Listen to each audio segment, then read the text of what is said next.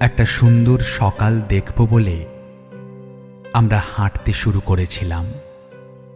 কত সবুজ ধানক্ষেত, মাটির বাড়ি পেরিয়ে আমরা হাঁটতে থাকলাম। গ্রামের ঠাকুমার ঝুলি, পুকুরঘাট, ব্রহ্মদৈত্যীরা সব একে একে বিদায় নিল। বিষাক্ত কীট পতঙ্গ, ঝোপঝাড়, খানা খন্দ পাশ কাটিয়ে হাঁটতে থাকা আরও জোরে। ওই তো নতুন সকাল এলো বলে।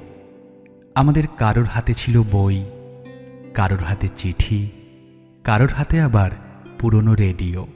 হাঁটা যখন বদলে গেল ছোটাতে, হাতের জিনিসগুলো সব একে একে খসে পড়তে থাকলো। বাচ্চাগুলোকেও সঙ্গে নিলাম, ওরাও ছুটল চাঁদ মামা, ব্যঙ্গমা, ব্যঙ্গমীদের পেছনে ফেলে।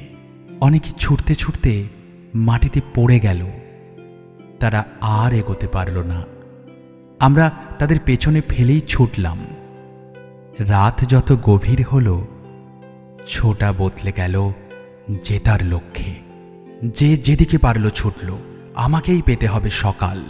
পথে যে যা পারল করল, সভ্যতার দান, কত নতুন নতুন বিস্ময়। সকাল তাহলে আসছেই।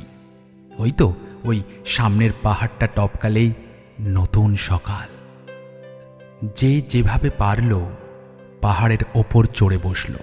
পাহাড়ের ওপর উঠে একে একে সবাই থেমে গেল। পাহাড়ের ওপারে তো ভোর নয়, এ তো রাত্রি, অনন্ত রাত্রি।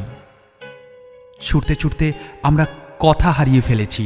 মনের মধ্যে বাসা বেঁধেছে এক রোগ, একা থাকার রোগ। সবাই পাশে দাঁড়িয়ে, কিন্তু সব শুধু ছায়া, যন্ত্রের মায়া।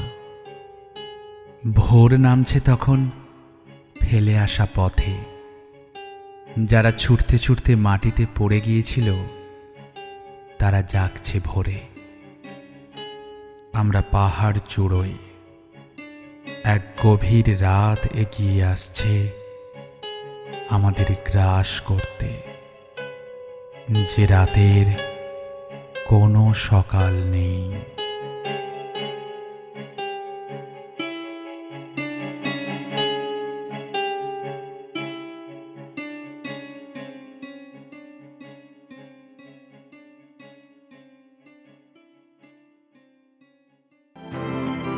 প্রতি শনিবার রাতে কবিতারা থাকে অপেক্ষাতে। তাই সাবস্ক্রাইব করুন, থাকুন কল্পনগরে।